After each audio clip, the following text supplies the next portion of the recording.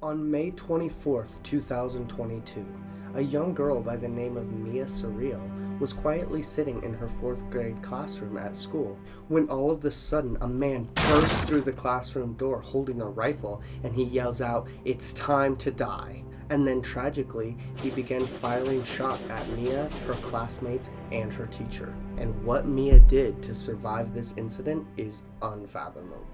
Thank you for watching another episode by Storyvault. Just so you know, today's episode is especially disturbing as it involves harm to minors, so viewer discretion is advised. Just so you know, I post about true crime, mysteries, and strange occurrences here on a weekly basis, so if that's of interest to you, please like this video, subscribe to my channel, and share it with a friend.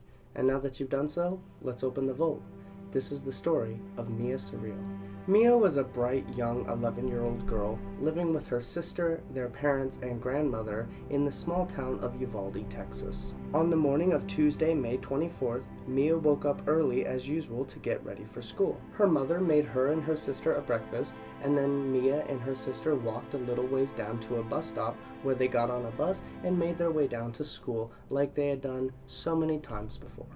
Meanwhile, in the same town not far away from Miah was another boy who was having a very different kind of morning. We actually aren't going to mention this man by name because I don't want to give him media attention, but for our purposes we will call him Sal. What you should know about Sal is that he seemed to be a very troubled boy. His parents and those who knew him described Sal as a very quiet, reserved young man who didn't mess with anyone and generally preferred to be left alone. Throughout his teenage years, Sal was often picked on and bullied at school, so he didn't have very many friends in the small town of Uvaldi where he lived. Instead, Sal preferred to socialize with friends through online mediums such as video games like Fortnite, Call of Duty, and Grand Theft Auto. And Sal would also frequent internet chat rooms on things like Reddit, Discord, 4chan, and an online streaming app called Yubo. In the weeks leading up to his 18th birthday in 2022, Sal began to express and talk more and more about his fascination with firearms. And he would go on these chat rooms to talk with like-minded gun enthusiasts about what were the best rifles, what were the best handguns, and what were the best modifications for different types of firearms. So when Sal finally turned 18, he was excited to finally be of a legal age to where he could go out and buy his very own firearm. So Sal went down to his local gun shop and he picked out 2 AR-15 assault rifles, and he took them up to the counter where a federally licensed gun dealer would run a background check on Sal. And because he had no criminal record or anything suspicious on his background, Sal was easily able to purchase the 2 firearms and walk right out of the store. Immediately, Sal was excited to show off these new firearms to his friends on Yabo and other internet chat rooms. He posted pictures of the guns, tagging his friends in the photos so everyone could see his new prized possessions. One of the people who he tagged in these photos was a 15-year-old girl from Germany who asked to only be identified by her nickname Cece. After tagging Cece in all of these photos, he would actually end up private messaging Cece, and their conversation went as follows. "Hey, you gonna repost my gun pics? What? Question mark. What do your guns got to do with me? I just wanted to tag you. I'm so confused. Be grateful I tagged you. No, it's just scary for real. How? I barely know you and you're tagging me in a picture with some guns. I guess." During this time, Sal would begin to retreat more and more into his online space. And people that knew him around the town of Uvaldi noticed that Sal was acting pretty strange. One person interviewed said that Sal came to school one day with cuts all over his face, and when he asked Sal what happened to his face, Sal just said that he had cut himself with a razor blade because he liked it and he wanted to see how it felt. Another person reported that he had seen Sal walking around with a bag full of dead cats at one point. So there seemed to be a lot of red flags to show that Sal was probably not in the most healthy mental state of mind. But on the morning of May 24th, 2022, as Miah, her sister, and all of her other classmates were getting on that bus and heading to school, Sal was making other plans. He messaged Cece about his plans, but he didn't want to give away everything, so their conversation went as follows. I'm about to... What? About to what? Good morning. I'll tell you before 11. Good morning. Good morning. What? I'll text you in an hour, but you have to respond. I've got a little secret I want to tell you. I might be taking a nap because I'm really sick, but if I'm awake, I will. Bet. Sal was living with his grandparents at this time, and after he sent that text message saying, bet, Sal went into his bedroom and he picked up one of his AR-15s, and then he walked out and proceeded with his plans. Sal walked out into the living room where his grandmother was. His grandfather was actually out of the house by this time in the morning. So Sal walked out into the living room and he walked right up to his grandmother, and before she could really say anything or do anything, Sal, with no hesitation, raised up his AR-15 and then he shot his grandmother directly in the face. And then he just watched as his grandmother slumped to the ground. Then he took his rifle and he went out to his truck, got inside the truck, and before heading out of the driveway, he sent a couple last text messages to Cece. I just shot my grandmother in her head. I'm gonna go shoot up an elementary school right now. And then Sal put the truck in gear and he began driving down to Robb Elementary School. When Sal arrived to the school, he knew he wouldn't be able to go straight through the front door carrying an AR-15, so he attempted to drive his truck around to one of the side entrances of the school. But as he did so, he ended up crashing his truck into a ditch, and so he was unable to actually drive right up to the school. After Sal crashed the truck, he grabbed his gun and he got out of the truck, and then he started making his way down to the school to try to get in that side entrance. But Sal wanted to make a spectacle, so he knew he had to draw as much attention to himself as possible. So Sal took his AR-15 and he began firing shots across the street at some people who were at a funeral home across the street.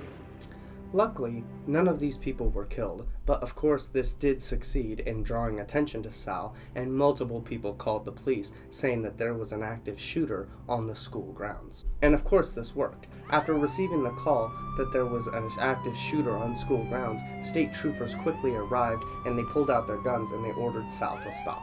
And Sal quickly just turned and began firing shots at the police officers. The police officers and Sal would exchange gunfire for a little while, and Sal would actually hit one of the officers, dealing a non-lethal blow. So the state troopers retreated behind their car to call in backup, and as they did that, Sal made his way to that side entrance of the school and made it inside with very little resistance. And once Sal was inside the elementary school, he made his way to a 4th grade classroom, and he burst through the door and shouted, "It's time to die." And then he began shooting. Miah was sitting in that 4th grade classroom when Sal broke through and started shooting, and she watched with horror as this strange man who she had never seen before began firing shots into her teacher and then turning and firing shots at her friends and classmates. Miah was terrified as bodies started dropping all around her, and her best friend, who she was sitting right next to, fell to the ground with a gaping hole in her chest. Miah saw that many of her classmates had scattered in every which direction trying to get away from the gunfire, but the man holding the gun seemed to be shooting them in the back as they tried to escape him. So Miah knew that if she tried to run away, there was a good chance that she could be shot. So at this point, Miah went into complete survival mode, and she threw herself onto the ground next to her best friend's body, and then slowly, so the shooter wouldn't notice, she reached her hand into that wound in her friend's chest, and she began to cover herself with her friend's blood. And after she had gotten enough blood on her to where it looked like she could have been shot herself, she lay on the ground as still as she could, hoping that the shooter would look at her and think that she was already dead. And Miah lay there for a few minutes as the shooter just went around the classroom shooting at anything that moved, and terrified, Miah lay on the ground trying her best not to move. And Miah laid on the ground as the minutes ticked by one after the other, until Miah felt like she had been laying on that floor for an eternity, and still nobody came to save them, nobody came to help. Meanwhile, outside of the school, many police officers had shown up, and they knew that there was an active shooter inside Robb Elementary School. And when the police got there, they immediately started putting up a barrier around the school to stop anybody else from trying to get into the school. Some frustrated onlookers and parents urged the police to just go inside and try to stop this active shooter because they could hear the gunfire and the rampage that was still going on inside the school. But the police told them to calm down because they needed time to organize a tactical team in order to infiltrate the school. So instead of going into the school, the police spent most of their time and efforts keeping parents and other onlookers out of the school. And as some of the parents grew more and more frantic, demanding that the police would go in and save the children, the police would actually end up handcuffing, arresting, and even pepper spraying some of the parents who tried to go in and save their own children. So many parents were trapped outside this police barricade, just helplessly listening to the sounds of gunfire going on inside that school and not knowing if it was their child that was getting killed. And still, law enforcement refused to infiltrate the school. They spent more than 60 minutes outside the school holding off the parents and assembling a tactical team to go in. Eventually, a border patrol agent who worked in that area had heard the call come in on the radio, and he went to the scene to see if he could assist the police in any way. But when the agent found out that the police still hadn't sent in a tactical team and that it had been more than an hour since the shooter had first entered the school and still nothing had really been done, this seemed completely unacceptable to him. And he couldn't stand the idea of children dying inside of a school while the police waited because of bureaucratic delays. So armed with his own firearm, this border patrol agent took off running inside the elementary school himself. Once he got into the school, he was quickly confronted by the active shooter, who wasted no time in firing shots at the agent. And the agent's head rang as a bullet grazed his head, taking his hat off. But the agent remained focused, and he raised up his own firearm and returned fire back at Sal, dealing a lethal shot and killing him on the scene. Once the shooter was down, emergency medical responders were able to get into the school and assist survivors, and it was at this point that help would finally come to Miah, who had been laying in her friend's blood for over an hour in her 4th grade classroom. But ultimately, she was saved. Unfortunately, however, this would be the most catastrophic school shooting in America since the Sandy Hook massacre more than a decade ago. It would leave 19 children dead, with the average age of each child killed being under 10 years old, and it would also claim the lives of 2 elementary school teachers. So that's it, guys. Thank you for watching this episode of Storyvault. This actually wasn't the episode I was planning on recording today. I actually have a whole nother video completely scripted and ready to go. But this case is one that hits us all very close to home. And in the last week, I've seen a lot of media coverage around this particular case, and it's unfortunate to me that all of the coverage I seem to see seems to be for some political agenda, with people either saying that we need more guns and we need to arm teachers and we need more guns to protect citizens, or that we need more gun legislation and that Sal should never have gotten a gun to begin with. And to me, it's really unfortunate that a country can't seem to unite even in the midst of great tragedy. I don't care what your views on this issue are. I know there's going to be a lot of people that go either way, but I wanted to take an episode to focus on one of the surviving victims and try to bring a little attention to her story. While 21 people were killed on this horrible day, there were another 17 people, including children, who were wounded by this horrible shooting spree. Miah actually got bullet fragments in her back when her best friend and all of her classmates were shot by this active shooter. And many of her other classmates have severe injuries. So in the coming weeks and months, Miah and her classmates are going to need a lot of physical medical treatment, as well as mental health counseling, in order to help them cope with the massive amounts of trauma that they will live with for their entire lives. There is a GoFundMe page that has been set up for Miah in order to help with these medical expenses, as well as mental health treatment for her lasting trauma. If you would like to donate to that, I will put a link in the description and also in the pinned comment. And please note, if you do donate, I will not receive any credit or any percentage of your donation. All of it will go directly to Miah's family. If you can't donate but you still want to help, please consider liking this video and leaving a comment to help with the YouTube algorithm.